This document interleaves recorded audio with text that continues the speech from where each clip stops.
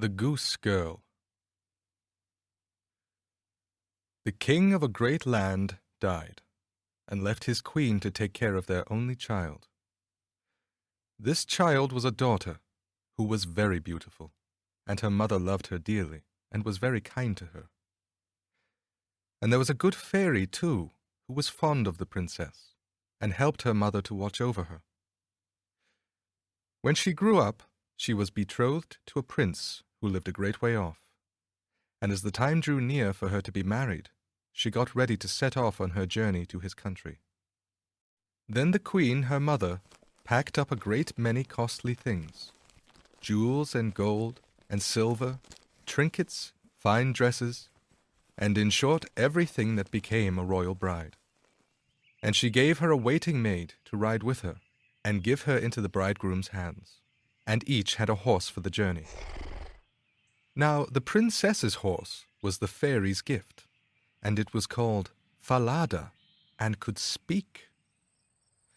When the time came for them to set out, the fairy went into her bedchamber, and took a little knife, and cut off a lock of her hair, and gave it to the princess, and said, "Take care of it, dear child, for it is a charm that may be of use to you on the road."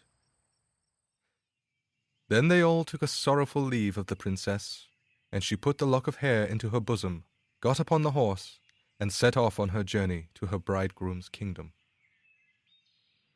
One day, as they were riding along by a brook, the princess began to feel very thirsty, and she said to her maid, "Pray, get down and fetch me some water in my golden cup out of yonder brook, for I want to drink." "Nay," said the maid, "if you are thirsty, get off yourself, and stoop down by the water and drink. I shall not be your waiting maid any longer." Then she was so thirsty that she got down and knelt over the little brook and drank, for she was frightened and dared not bring out her golden cup. And she wept and said, "Alas, what will become of me?" And the lock answered her and said, "Alas, alas, if thy mother knew it, sadly, sadly would she rue it." But the princess was very gentle and meek, so she said nothing to her maid's ill behavior, but got upon her horse again. Then all rode farther on their journey, till the day grew so warm and the sun so scorching that the bride began to feel very thirsty again. And at last, when they came to a river, she forgot her maid's rude speech and said, "Pray get down and fetch me some water to drink in my golden cup." But the maid answered her, and even spoke more haughtily than before, "Drink if you will, but I shall not be your waiting maid." Then the princess was so thirsty that she got off her horse and lay down, and held her head over the running stream, and cried and said, "What will become of me?" And the lock of hair answered her again, "Alas, alas, if thy mother knew it, sadly, sadly would she rue it." And as she leaned down to drink, the lock of hair fell from her bosom, and floated away with the water. Now she was so frightened that she did not see it, but her maid saw it, and was very glad, for she knew the charm, and she saw that the poor bride would be in her power, now that she had lost the hair. So when the bride had done drinking, and would have got upon Falada again, the maid said, "I shall ride upon Falada, and you may have my horse instead." So she was forced to give up her horse, and soon afterwards to take off her royal clothes, and put on her maid's shabby ones. At last, as they drew near the end of their journey, this treacherous servant threatened to kill her mistress if she ever told anyone what had happened. But Falada saw it all, and marked it well. Then the waiting maid got upon Falada, and the real bride rode upon the other horse, and they went on in this way till at last they came to the royal court. There was great joy at their coming, and the prince flew to meet them, and lifted the maid from her horse, thinking she was the one who was to be his wife. And she was led upstairs to the royal chamber, but the true princess was told to stay in the court below. Now the old king happened just then to have nothing else to do, so he amused himself by sitting at his kitchen window, looking at what was going on. And he saw her in the courtyard, As she looked very pretty and too delicate for a waiting maid, he went up into the royal chamber to ask the bride who it was she had brought with her, that was thus left standing in the court below. "I brought her with me for the sake of her company on the road," said she. "Pray give the girl some work to do, that she may not be idle." The old king could not for some time think of any work for her to do, but at last he said, "I have a lad who takes care of my geese. She may go and help him." Now the name of this lad, that the real bride was to help in watching the king's geese, was Curdkin. But the false bride said to the prince, "Dear husband, pray do me one piece of kindness." "That I will," said the prince. "Then tell one of your slaughterers to cut off the head of the horse I rode upon, for it was very unruly, and plagued me sadly on the road." But the truth was, she was very much afraid lest Falada should some day or other speak and tell all she had done to the princess. She carried her point, and the faithful Falada was killed. But when the true princess heard of it, she wept and begged the man to nail up Falada's head against a large dark gate of the city, through which she had to pass every morning and evening, that there she might still see him sometimes. Then the slaughterer said he would do as she wished, and cut off the head and nailed it up under the dark gate. Early the next morning, as she and Curdkin went out through the gate, she said sorrowfully, "Falada, Falada, there thou hangest." And the head answered, "Bride, bride, there thou gangest. Alas, alas, if thy mother knew it, sadly, sadly would she rue it." Then they went out of the city and drove the geese on, and when she came to the meadow, she sat down upon a bank there, and let down her waving locks of hair, which were all of pure silver. And when Curdkin saw it glitter in the sun, he ran up, and would have pulled some of the locks out. But she cried, "Blow, breezes, blow, let Curdkin's hat go. Blow, breezes, blow, let him after it go.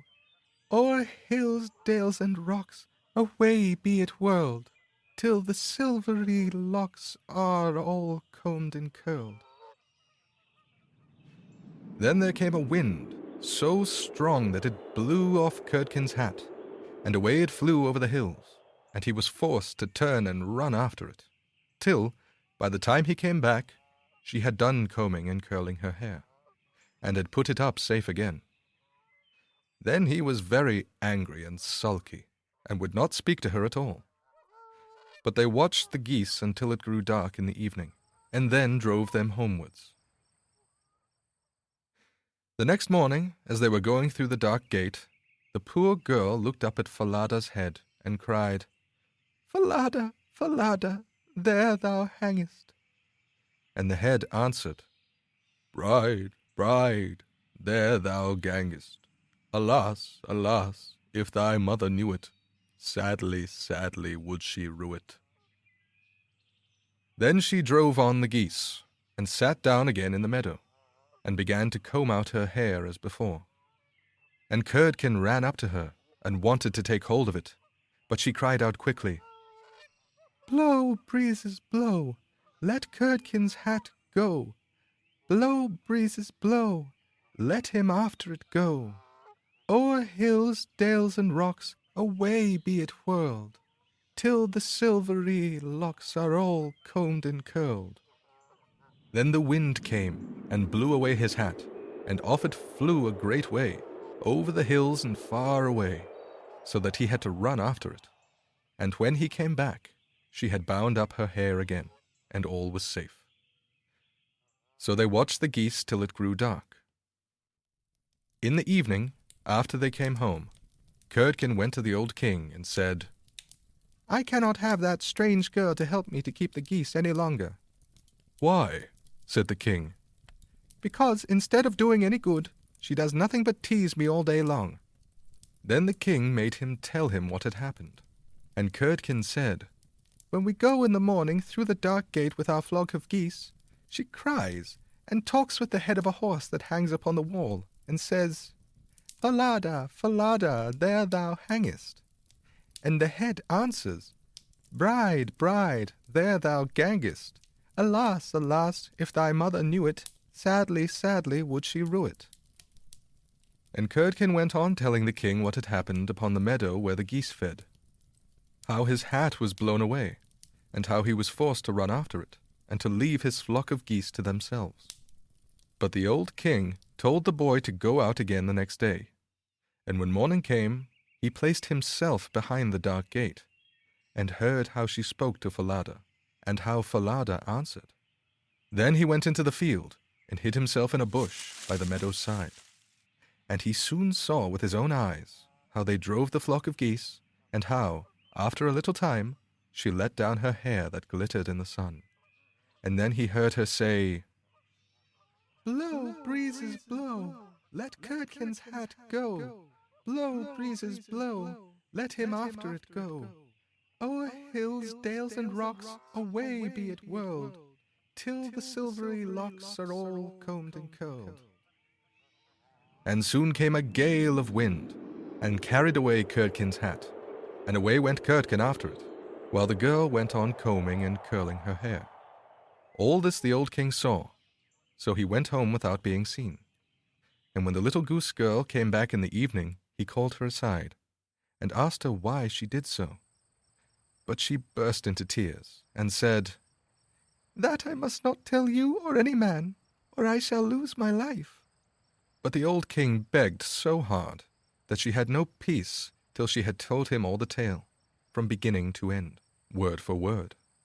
And it was very lucky for her that she did so, for when she had done, the king ordered royal clothes to be put upon her, and gazed on her with wonder. She was so beautiful.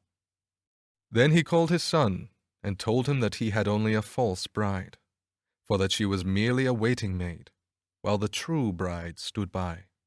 And the young king rejoiced when he saw her beauty, and heard how meek and patient she had been.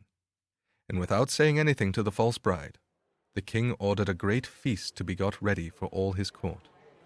The bridegroom sat at the top, with the false princess on one side, and the true one on the other. But nobody knew her again, for her beauty was quite dazzling to their eyes, and she did not seem at all like the little goose girl, now that she had her brilliant dress on. When they had eaten and drank and were very merry, the old king said he would tell them a tale. So he began, and told all the story of the princess, as if it was one that he had once heard. And he asked the true waiting maid what she thought ought to be done to anyone who would behave thus.